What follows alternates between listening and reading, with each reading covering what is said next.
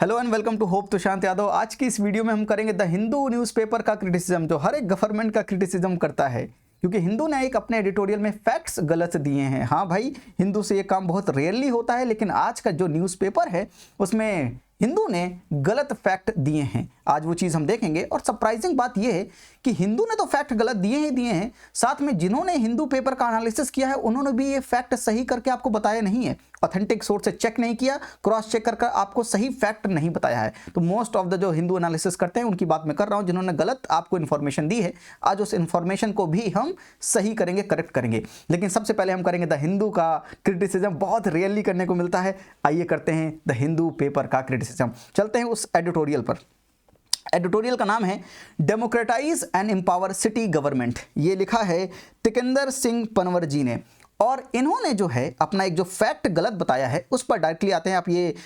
आप ये एडिटोरियल पढ़ सकते हैं, आपको पढ़ना भी चाहिए। बहुत अच्छा आर्टिकल है लोकल सेल्फ गवर्नमेंट के ऊपर। तो अगर मैं आपको यहाँ पर देखूँ, बताऊँ आपको कि तिकेंद्र सिंह पनवर जी ने क्या ऐसा बोल दिया, उन्होंने कहाँ पर फैक्ट गलत दिया। वो फैक्ट ये है कि इन्होंने एक रिजर्व बैंक ऑफ इंडिया की रिपोर्ट के बारे में बात की, जिसका नाम है स्टेट फाइनेंस। इस रिपोर्ट के बारे में बात करते हुए उन्होंने कहा, आपको मैं अगर एक पैरा दिखाऊं, while correctly identifying the role of the city government in meeting the challenge of pandemic has thrown up, the report also points to the draining of resources. RBI survey of 221 municipal corporations 2020-21 की बात करें, revealed that more than 70% saw a decline in revenue.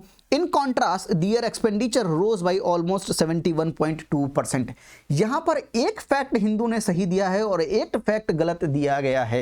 मैं आपको बताता हूँ, RBI की report से भी हम मैच करेंगे इस चीज़ को, और फिर मैं आपको पूरे प्रूफ के साथ आया हूँ। मैं ऐसी बात नहीं करूँगा हवा में, पूरी चीज़ें आपको दिखाऊंगा। तो यहाँ पर एडिटोरियल ने बोला ये चीज़ आपको कि जो म्युनिसिपल कॉर्पोरेशंस हैं उनका जो रेवेन्यू है उसमें डिक्लाइन आया। यानी जो 70% म्युनिसिपल कॉर्पोरेशन है, यानी 221 म्युनिसिपल कॉर्पोरेशन का जो 70% है उनके रेवेन्यू में डिक्लाइन आया। तो हिंदू एनालिसिस जो करवाते हैं उन्होंने आपसे क्या बताया, आपको ये बताया कि रेवेन्यू में 70% का डिक्लाइन आया। रेवेन्यू में 70% का डिक्लाइन नहीं आया सर। 221 म्युनिसिपल कॉर्पोरेशन है, उनका 70% यानी इतनी म्युनिसिपल कॉर्पोरेशन के रेवेन्यू में डिक्लाइन आया है। आप अंतर समझ रहे हैं? तो रेवेन्यू 70% से डिक्लाइन नहीं किया है, रेवेन्यू में डिक्लाइन आया है। ये फैक्ट हिंदू ने एकदम सही दिया है। 70% saw a decline in the revenue.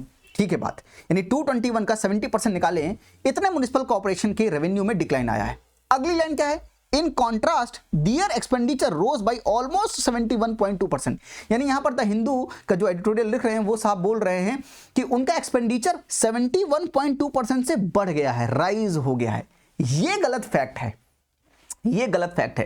यानी पहली लाइन उन्होंने सही कही कि 70% यानी 221 म्युनिसिपल कॉर्पोरेशन का 70%, उतने म्युनिसिपल कॉर्पोरेशन का रेवेन्यू डिक्लाइन हो गया है। लेकिन अगली लाइन ये जो बोल रहे हैं कि उन सब का एक्सपेंडिचर जो है ऑलमोस्ट 71.2% से राइज हो गया है, ये डेटा गलत है। ये हिंदू का फैक्ट गलत है, इसको मैंने क्रॉस चेक भी किया है। चलिए मैं आपको दिखाता हूँ आरबीआई का ऑथेंटिक डेटा। ध्यान से समझिएगा, अगर आपको पढ़ने की समझ है तो इसको आप समझ सकते हैं। अब आरबीआई का डेटा देखिए, इसमें देखिए यहाँ पर क्या है, वाई एक्सिस पर परसेंटेज ऑफ म्युनिसिपल कॉर्पोरेशन, यानी अगर 221 म्युनिसिपल कॉर्पोरेशन की बात करें, उनके कितना परसेंट है उनकी बात कर रहे हैं। यहाँ पर देखिए decline in the revenue compare to non covid period, यानी कितना रेवेन्यू में डिक्लाइन हो गया है अगर हम कंपेयर करें नॉन कोविड पीरियड से, तो कोविड के दौरान कितना रेवेन्यू में डिक्लाइन हो गया है। ठीक है, यहाँ पर ये लिखा है। अब बात समझिए, ये ग्राफ क्या कह रहा है, 70.4% ये यहाँ पर लिखा है। इसका मतलब क्या है, इसका मतलब है कि 70.4% म्युनिसिपल कॉर्पोरेशन इन्होंने रजिस्टर्ड किया है डिक्लाइन इन द रेवेन्यू, यानी रेवेन्यू 70.4% से डिक्लाइन नहीं हुआ है। बात समझिए आप, ये फैक्ट एकदम हिंदू ने करेक्ट दिया, एकदम ठीक बात है, हिंदू ने ये फैक्ट करेक्ट दिया। अगला देखिए, increase in the expenditure compare to non covid period, यानी एक्सपेंडिचर कितना बढ़ गया है अगर हम कंपेयर करें नॉन कोविड पीरियड से कोविड पीरियड का, तो एक्सपेंडिचर कितना बढ़ गया है। ठीक है, 71.2%, यानी यहां पर क्या बोल रहा है कि 71.2% म्युनिसिपल कॉर्पोरेशन का रेवेन्यू इंक्रीज हो गया है। 71.2% से इंक्रीज नहीं हो गया भाई साहब। यहां पर क्या बोल रहा है आपको कि 71.2% म्युनिसिपल कॉर्पोरेशन का एक्सपेंडिचर बढ़ गया है। कितने से बढ़ गया है ये नहीं बता रहा है यहां पर, बात समझिए। तो हिंदू ने जो लिखा आपको कि एक्सपेंडिचर रोज बाई 71.2%, ये गलत है, एक्सपेंडिचर नहीं बढ़ा है। मैं आपको फिर बता रहा हूं, रेवेन्यू वाला पार्ट सही दिया था हिंदू ने और एक्सपेंडिचर वाला पार्ट गलत दिया है। आपको कैसे गलत दिया है समझ लो इस चीज को। यहां पर डेटा, सही डेटा क्या है? सही डेटा ये बोलता है कि अगर रेवेन्यू की बात करें तो 221 म्युनिसिपल कॉर्पोरेशन की अगर बात कर रहे हैं आप, तो उसका जो 70.4% है, इतने म्युनिसिपल कॉर्पोरेशन का रेवेन्यू जो है घट गया है और 71.2% म्युनिसिपल कॉर्पोरेशन का एक्सपेंडिचर बढ़ गया है। कितने से बढ़ गया है ये नहीं बताया है। बात समझे? यानी हिंदू ने एक फैक्ट सही दिया और एक फैक्ट गलत दिया। जो हिंदू ने एनालिसिस किया, उन्होंने कहीं ने तो दोनों फैक्ट गलत दे दिया आपको। उन्होंने बोला कि रेवेन्यू जो है 70.4% से डिक्लाइन हो गया है और एक्सपेंडिचर 71.2% से बढ़ गया है। उन्होंने तो दोनों गलत बता दिए हैं। और अगर हम रेवेन्यू एक्सपेंडिचर का कंपैरिजन करते हैं तो ये भी आरबीआई ने बताया है। आरबीआई का देखिए चार्ट देखिए, fall in the revenue during 2021 compare to 1920। बात देखिए 2019-20 के कंपैरिजन में 2020-21 की बात हो रही है। फॉल इन रेवेन्यू, कितना रेवेन्यू फॉल हो गया? यहां पर क्या लिखा है? परसेंटेज ऑफ म्युनिसिपल कॉर्पोरेशन, और यहां पर डेटा लिखा है। अब डेटा पढ़ते कैसे हैं? 46% जो म्युनिसिपल कॉर्पोरेशन है उनका रेवेन्यू गिरा कितने परसेंट से? लेस देन 20% ऑफ नॉर्मल, यानी नॉन कोविड ईयर से उनका रेवेन्यू घट गया 20% से। कितने म्युनिसिपल कॉर्पोरेशन का? 46% म्युनिसिपल कॉर्पोरेशन का। बात समझे? 38% म्युनिसिपल कॉर्पोरेशन का जो रेवेन्यू है घटा, कितना घटा? 20 to 50% के बीच में घटा। और 16% जो म्युनिसिपल कॉर्पोरेशन है उनका रेवेन्यू मोर देन 50% से डिक्लाइन हो गया। यानी रेवेन्यू घटा, कितना घटा ये ग्राफ आपको बता रहा है। समझिए इस बात को? यानी 70.2% जो ऊपर वाला ग्राफ देख रहे थे वो बता रहा था कि इतने म्युनिसिपल कॉर्पोरेशन का रेवेन्यू घटा, और कितना घटा ये ग्राफ आपको बता रहा है। समझे? यानी कहीं पर एक नंबर तो नहीं है। यानी 46% म्युनिसिपल कॉर्पोरेशन का लेस देन 20%, 38% म्युनिसिपल कॉर्पोरेशन का 20 to 50% एंड 16% म्युनिसिपल कॉर्पोरेशन का मोर देन 50% डिक्लाइन हुआ है रेवेन्यू। एक्सपेंडिचर की बात कर लेते हैं।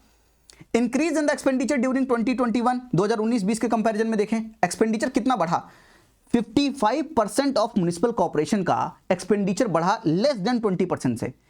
39% म्युनिसिपल कॉर्पोरेशन का एक्सपेंडिचर बढ़ा 20 to 50% के बीच में, और 6% म्युनिसिपल कॉर्पोरेशन का एक्सपेंडिचर बढ़ा मोर देन 50%। यानी यहां पर क्या एक्सपेंडिचर 71.2 या जितना भी परसेंट वहां पर दिया था वो है क्या? वहां पर क्या बोल रहा था? वहां पर यह बोल रहा था कि 71.2% म्युनिसिपल कॉर्पोरेशन का एक्सपेंडिचर बढ़ गया है। कितना बढ़ गया है? उसका एक रेंज है 20%, 20 to 50%, मोर देन 50%। उसमें कैटेगराइज किया गया है कि कितने परसेंट म्युनिसिपल कॉर्पोरेशन का कहां पर लाई कर रहा है। बात समझे? यानी डेटा हिंदू ने गलत दिया, एक सही एक गलत, इसका सही दिया है, इसका गलत दिया है। और जो हिंदू एनालिसिस करते हैं उन्होंने, कईयों ने तो दोनों गलत दिया है, कईयों ने एक गलत एक सही दिया। समझ गए? तो डेटा अगर आप सही नहीं पकड़ेंगे तो आप अगर ये लिखा है एग्जाम में कि 71.2% एक्सपेंडिचर बढ़ा है और 70.4 जो रेवेन्यू है वो डिक्लाइन हुआ है, तो आप मात खा जाएंगे, तो वहां पर आप गलत हो जाएंगे। तो हिंदू जो सबको क्रिटिसाइज करता है, मैं आपको अगर दोबारा एडिटोरियल की लाइन दिखा दूं, ये देखिए, reveal that more than 70% saw decline in the revenue. ये ठीक है कि 70% municipal corporation decline in the revenue, ये ठीक है। In contrast their expenditure rose by almost 71.2%। Their expenditure does not rose by almost 71.2%. 71.2% municipal corporation registered increase in the expenditure. I hope कि आप difference समझ रहे हैं भाई साहब। डिफरेंस नहीं समझ जाएंगे मात खा जाएंगे एकदम। तो इस पूरे एडिटोरियल में बात क्या की है? मैं वैसे हिंदू का एनालिसिस नहीं करता हूँ एडिटोरियल का, लेकिन क्योंकि मैंने ये लिया है, यहाँ पर बेसिकली बात क्या कर रहा है? यहाँ पर बात कर रहा है कि लोकल सेल्फ गवर्नमेंट को मजबूत करने की जरूरत है, क्योंकि कोविड के टाइम पर बहुत ज्यादा रोल प्ले कर रहा है लोकल सेल्फ गवर्नमेंट, वैसे भी करता है। और अगर आप देखेंगे कंटेनमेंट जोन की बात करें या हेल्थ केयर फैसिलिटीज की बात करें, तो लोकल सेल्फ गवर्नमेंट बहुत बेहतरीन काम कर रहा है। यानी अगर वो काम कर रहा है तो उनको पैसे की जरूरत पड़ेगी, और पैसा नहीं होगा तो वो अच्छा काम नहीं कर पाएंगी। तो उनके ऊपर रिस्पॉन्सिबिलिटी बहुत ज्यादा है, लेकिन फाइनेंस नहीं है, रिसोर्स नहीं है। तो एडिटोरियल में बात की है कि उनका रिसोर्स मोबिलाइजेशन बढ़ा देना चाहिए, उनके पास फाइनेंशियल ऑटोनॉमी, थोड़ा सा पैसा उनके पास और ज्यादा देना चाहिए। और ये आप कैसे कर सकते हैं, इसका सोल्यूशन उन्होंने दिया है कि अगर इनकम टैक्स लगाते हैं उसका सर्टेन परसेंटेज, 10% कुछ परसेंट जो है इनकम टैक्स का डायरेक्ट जो है हमें लोकल सेल्फ गवर्नमेंट को डायरेक्टली दे देना चाहिए। तो उससे क्या होगा? उससे ये होगा कि उनके पास फाइनेंस ज्यादा आएगा, तो वो और अच्छा काम कर पाएंगे। तो कोविड के समय पर ऐसी बातें इन्होंने, मतलब पूरा ऐसा एडिटोरियल इन्होंने लिखा है कि बेसिकली लोकल सेल्फ गवर्नमेंट को मजबूत करने की जरूरत है, रिसोर्स का मोबिलाइजेशन करने की जरूरत है, उनकी फाइनेंशियल स्ट्रेंथ को बढ़ाने की जरूरत है। अगर मैं आपसे कहूं कि डेलीगेशन, डिसेंट्रलाइजेशन एंड डेवोल्यूशन में क्या अंतर है, ये जरूर आप बताइएगा कमेंट बॉक्स में। और इस वीडियो के बाद मैं एक शॉर्ट भी रिलीज करूंगा जहां पर मैं तीनों के बारे में एक शॉर्ट इन्फॉर्मेशन वहां पर आपको दूंगा, वो बहुत जरूरी है एग्जाम के पर्सपेक्टिव से, वो देख लीजिएगा।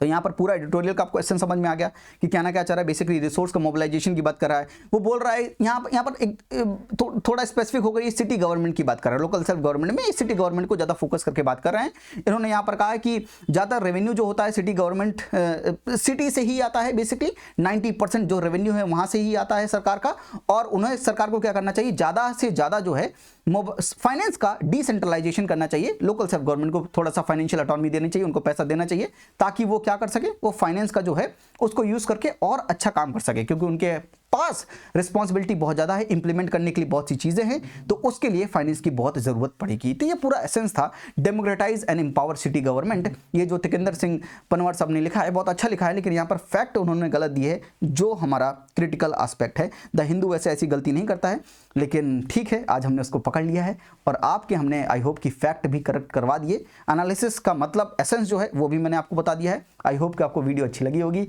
आज के लिए इतना ही। थैंक यू, नमस्ते, जय हिंद।